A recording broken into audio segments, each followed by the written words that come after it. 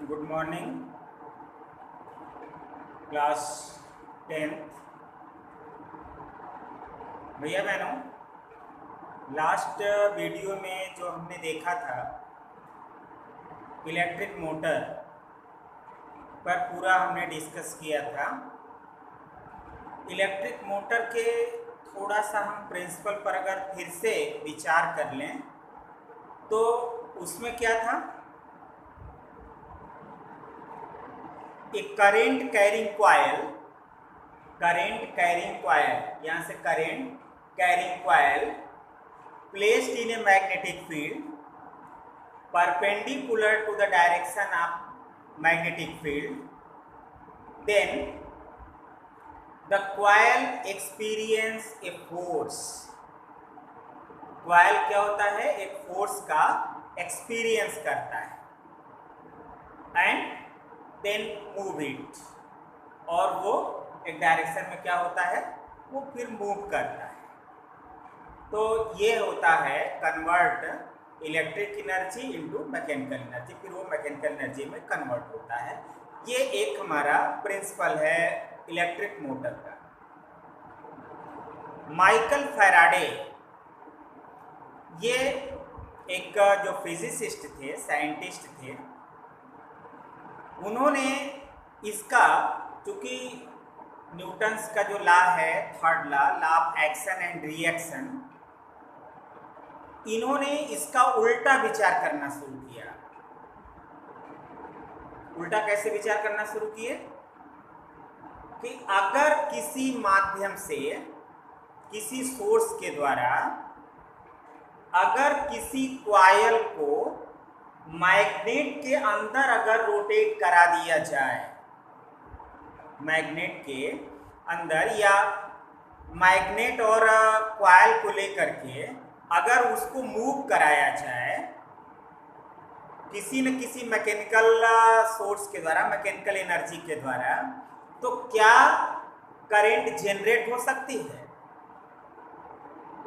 यानी यहां से अब उल्टा कि ये हम पहले ये किसी सोर्स के द्वारा यहां से अगर हम कोई मैकेनिकल एनर्जी के द्वारा अगर हम ये मूव कराएं कॉइल, तो क्या ये इलेक्ट्रिक जनरेट हो सकती है? यानी जो इलेक्ट्रिक जनरेटर का प्रिंसिपल है उस पर इन्होंने इसका उल्टा विचार करना शुरू किया था माइकल फैराडे ने। और भैया बहनों, ये जब उन्होंने विचार करना, जब उनके दिमाग में इस तरह का विचार आया कि अगर एक्शन होता है तो इसका रिएक्शन, इसका opposite reaction equal, there are equal and opposite reaction. तो ये अगर सत्य है तो यह भी होना चाहिए कि अगर कोई कॉइल या मैग्नेट अगर मूव कराएं तो उसमें भी, यानी कॉइल में भी इलेक्ट्रिक जनरेट होनी चाहिए। और इस पर जो उनका एक्सपेरिमेंट पर बड़े इंटरेस्टिंग स्टोरी है, पहले थोड़ा सा वो स्टोरी हम आपको बता करके फिर हम सब्जेक्ट पर आ रहे हैं। उन्होंने ये 3 चीज़ें हम आपको दिखा रहे हैं। ये है गैल्वेनोमीटर।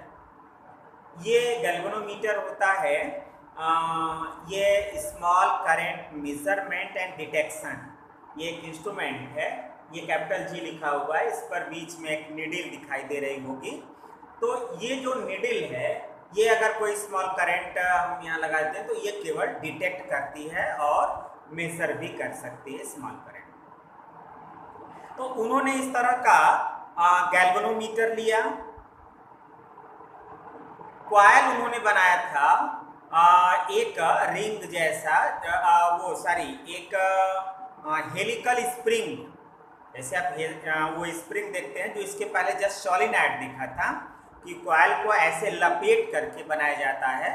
जैसे ये कॉइल उन्होंने कॉपर कॉइल, एक कंडक्टिंग कॉइल, वो ले करके, ये तो पूरा इस तरह से केवल रिंग नुमा है, वो एक कॉइल नुमा, जैसे घर में कॉइल, आप हीटर का कॉइल देखे होंगे, तो उस तरह से जैसे यहाँ सॉलिनॉइड दिखाया गया वैसे ही ये ले करके, और एक उन्होंने बार मैग्नेट लिया था इस तरह से। इस गैल्वेनोमीटर को उन्होंने कॉइल के साथ ये हेलिकल स्प्रिंग जैसे बना हुआ ये जो कॉइल है इसके साथ उन्होंने कनेक्ट किया था और एक ये मैग्नेट को लेकर के वो बहुत दिनों तक एक्सपेरिमेंट करते रहे, अगल बगल आगे पीछे घुमाते रहे, लेकिन इस गैल्वेनोमीटर में कोई डिफ्लेक्शन नहीं हो रहा। जैसे ये इतना सेंसिटिव होता है, देखिए ये जैसे हम थोड़ा केवल हिला रहे हैं ये मूव कर जा रहा है, माने अगर ये करंट फ्लो होगी तो ये तुरंत डिफ्लेक्शन लेफ्ट या राइट ये हो जाएगा।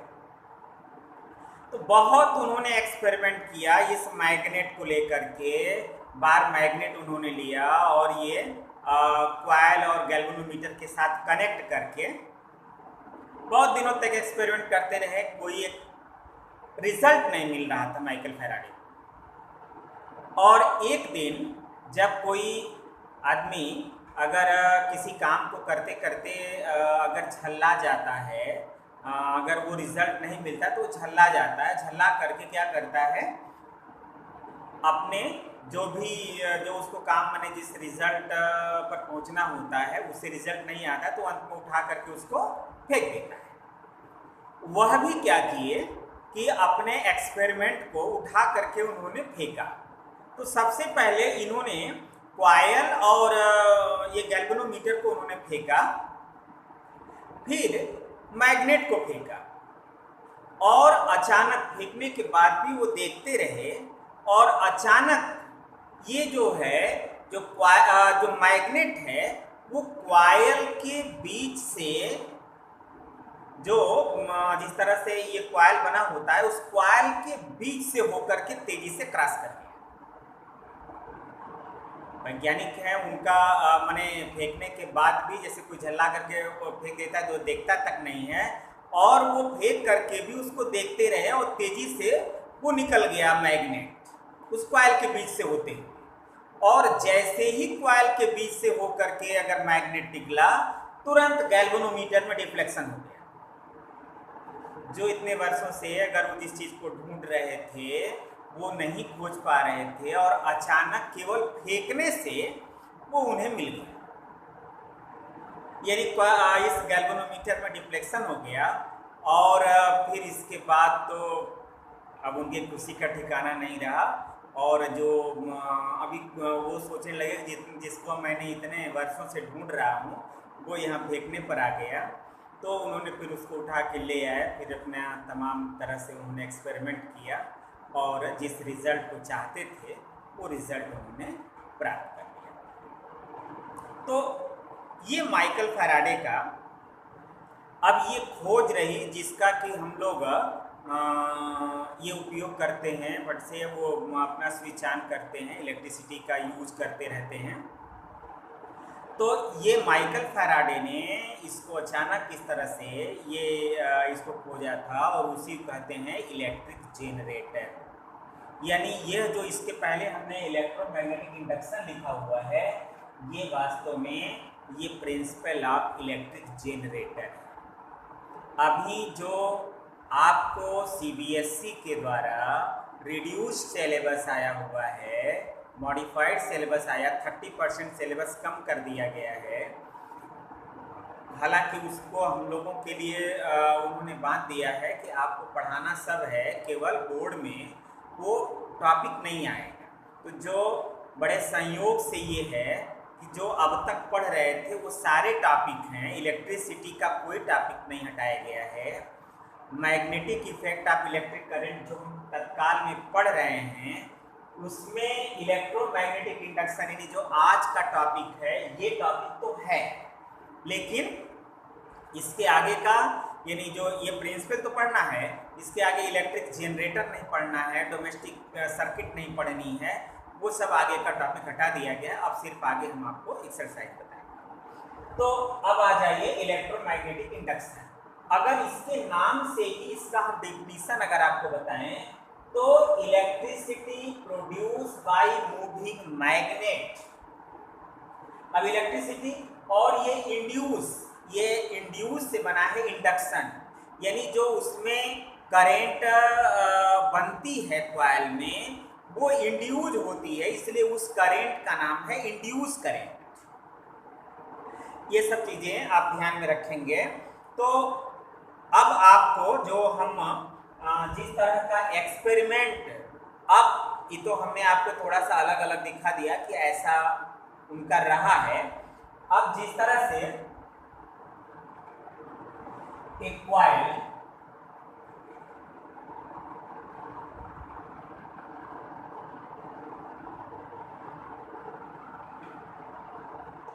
जैसे आप फिगर बनाए थे,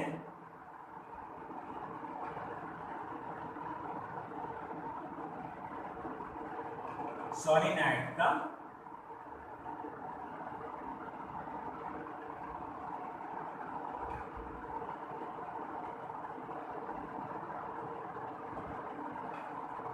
ऐसी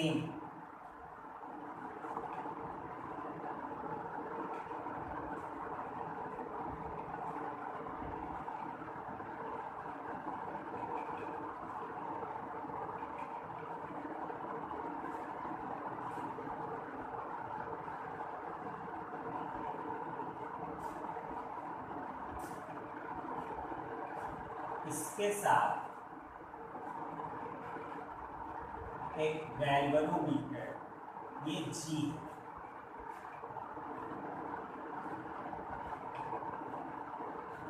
connect,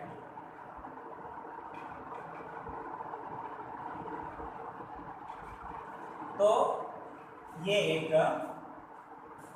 conducting coil connect galvanometer and bar magnet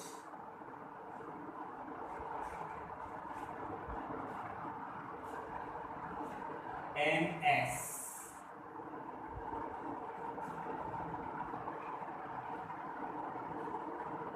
A bar magnet move towards the magnet towards the coil. एक बार मैग्नेट को कॉइल की तरफ अगर हम तेजी से मूव कराएं तो ये हमारा then show the deflection in galvanometer. Galvanometer में क्या होता है, एक डिफ्लेक्शन शो होता है, एक तरफ इस तरह से उसकी जो निडिल है वो ये यहाँ जो निडिल है वो निडिल ऐसे मूव कर जाएगी अगर हम एक कॉइल को अगर ले आते हैं। तो इसमें इसका मतलब ये क्यों मूव किया कि यह एक इसमें करंट इंड्यूस हो गया और वो करंट इसमें एक प्रोड्यूस होती है जिसको बोला जाता है इंड्यूस्ड करंट। इस करंट का नाम है इंड्यूस करंट। इंड्यूस करंट केवल ये जरूरी नहीं है कि आप मैग्नेट को ही यहाँ पर अंदर की तरफ ले आए। आप अगर इस मैग्नेट को अगर तेजी से आप इसके away from towards the coil और away from coil, then the needle of galvanometer move opposite direction. ये इधर के बजाय ये जैसे आप उधर की तरफ ले जाएंगे away from coil, then needle of galvanometer move opposite direction. ये अपोजिट डायरेक्शन मूव। और ये जरूरी नहीं है कि आप मैग्नेट को ही ले आए, आप कॉइल को भी इसको आप कांस्टेंट रख करके कॉइल को भी आप मैग्नेट की तरफ मूव कराइए टुवर्ड्स द मैग्नेट और अवे फ्रॉम मैग्नेट। तो कॉइल भी मूव करा सकते हैं। तो देखेंगे कि इसमें उसी प्रकार से हमारा ये जो इसका डिफ्लेक्शन है वो one side and there opposite side. ये दो चीजें हो गई, मैग्नेट को मूव कराएं या कॉइल को मूव कराएं, दोनों ही कंडीशन में करंट इंड्यूस होती है। इसे हम इंड्यूस करंट कहते हैं। दूसरा एक प्रोसेस और है कि एक अगर कॉपर कॉइल को ये एक इंसुलेटिंग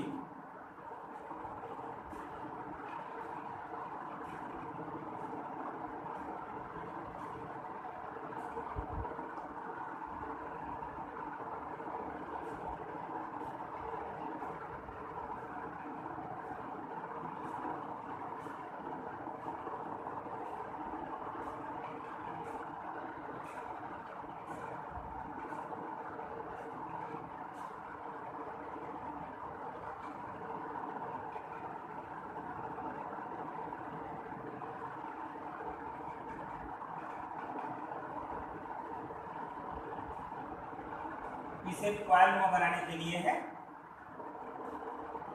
यहाँ पर हम इसमें एक पहले कॉइल को एक बैटरी के द्वारा हम कनेक्ट कर दे रहे हैं। बैटरी की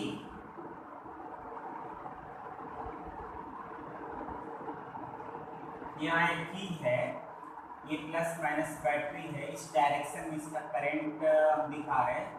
और इसी इंसुलेटिंग मटेरियल पर दूसरा एक कॉइल थोड़ी दूर पर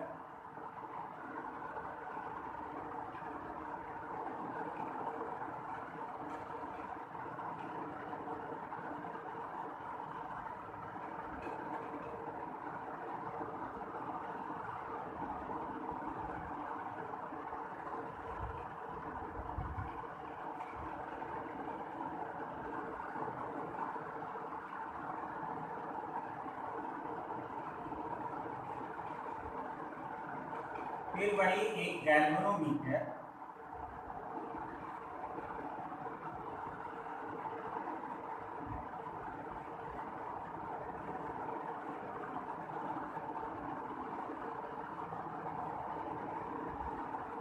ये हमने, अब देखिए इसमें ए और बी ये दो कॉइल, एक कॉइल को हमने क्या किया है, बैटरी और की के द्वारा कनेक्ट किया है, और दूसरा हमने दूसरे कॉइल को एक गैल्वेनोमीटर के साथ कनेक्ट किया है। तो जैसे ही आप इस की को ऑन करेंगे, यानी when a current flow in a coil A, then तुरंत उसी समय आप देखेंगे कि दूसरे इसके नेबरिंग कॉइल में ये गैल्वेनोमीटर में डिफ्लेक्शन हो जाता है। यानी इसका मतलब हमने ये करंट फ्लो करा कर क्या किया, चेंजिंग इन मैग्नेटिक फील्ड। ये मैग्नेटिक फील्ड जो है वो चेंज होते रहना चाहिए। तो जैसे ही तुरंत ऑन करेंगे, कुछ समय के लिए, कुछ ही केवल क्षण के लिए इसमें होगा, लेकिन आप ऑन करके एक साथ आप कांस्टेंट करंट कर देंगे, तुरंत फिर आ जाएगा जीरो पर।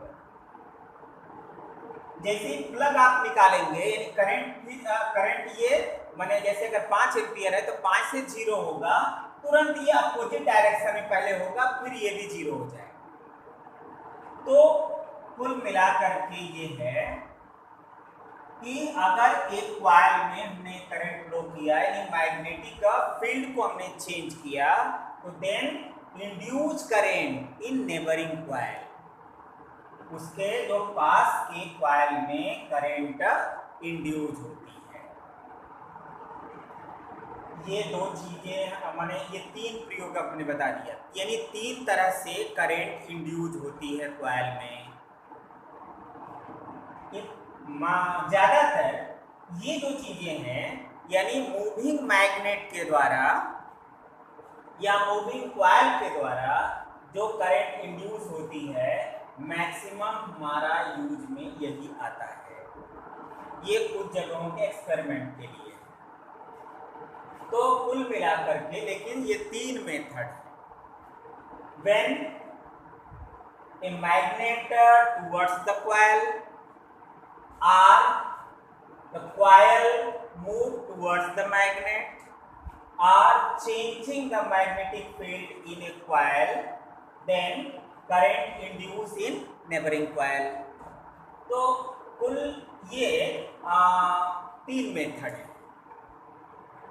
एक वर्ड में अगर इसको समझा जाए तो relative motion between coil and magnet, दोनों में से कोई भी अगर मूव कर रहा हो, relative motion between coil and magnet, then EMF, देखिए करंट तभी इंड्यूस होगा जब उसके पहले ईएमएफ, इलेक्ट्रोमोटिव फोर्स, यानी उसमें एक पोटेंशियल बने। तो EMF induce in the coil, then current induce in the coil called induce current, the process is called electromagnetic induction. इसी प्रोसेस को कहा जाता है इलेक्ट्रोमैग्नेटिक इंडक्शन। पहला चीज हमें जो बताया था कि इलेक्ट्रिसिटी इलेक्ट्रिसिटी इंड्यूस्ड, क्योंकि इंडक्शन से यहीं पर कर देंगे, electricity induced by moving magnet. अब पूरे के पूरे वर्ड को एक साथ मिला करके, उसमें हमने अलग अलग बताया था। इंड्यूस कब बताया था, इंड्यूस से बना इंडक्शन और इलेक्ट्रिसिटी। तो electricity induce by moving magnet is called electromagnetic induction. इसको समझ लेंगे, फिर इसके बाद इसका हम डिफिनेशन है और ये फिगर ये सब बना हुआ है, आपने बुक में भी बना। अब इसका जैसे अब वहां पर फ्लेमिंग लेफ्ट हैंड रूल से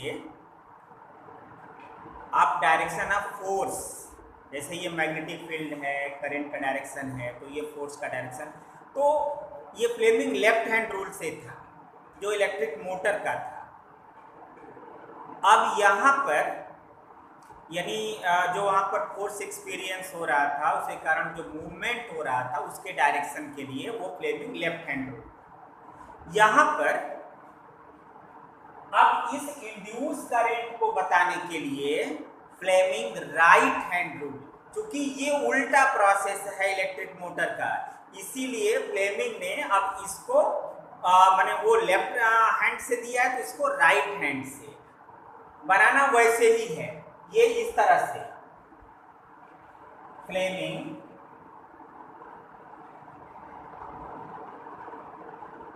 Fleming's right hand rule, right hand. अब ये राइट हैंड रूल क्या है, अब फिंगर को आपके बुक में बना हुआ है, फिंगर से आप बना लीजिएगा, हम सिर्फ आपको डायरेक्शन से ही दिखा रहे हैं।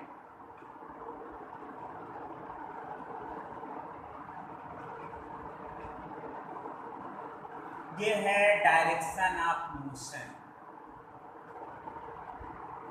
ये है direction of magnetic field,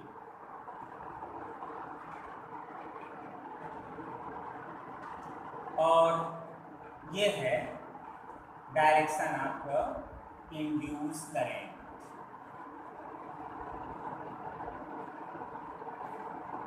means अब इसको क्या करेंगे, the stretch thumb, four finger and middle finger perpendicular to each other. If thumb indicate the direction of movement of magnet, then motion, and forefinger is the direction of magnetic field, then the middle finger, दोनों हमारे हो गए, ये direction of motion हो गया, direction of magnetic field, तीनों perpendicular है, तो then middle finger is the direction of induced current. ये हमारा जो वो मिडिल फिंगर है वो डायरेक्शन ऑफ क्या है, इंड्यूस करंट। ठीक है, तो इस तरह से अब जैसे हमने ये फिगर बनाया है, इसी पर अपनी अंगुली को हमने रख दिया, तो ये हमारा मोशन, ये मैग्नेटिक फील्ड, और देख रहे हैं हमारा मैंने ये मिडिल फिंगर किधर आ गया, इंड्यूस करंट। तो आप अपने अंगुलियों को बना करके ही समझ लेंगे, बिल्कुल नहीं भूलेंगे।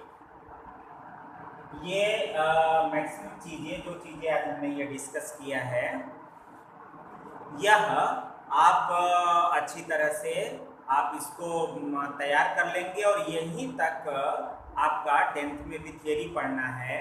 शेष टॉपिक को भी हम डिस्कस करेंगे, ठीक है, बोर्ड एग्जामिनेशन में नहीं आएगा, लेकिन सीबीएसई कहना है कि कॉम्पिटिटिव एग्जाम में ये सभी टॉपिक्स आने हैं, तो आपको पढ़ना पड़ेगा।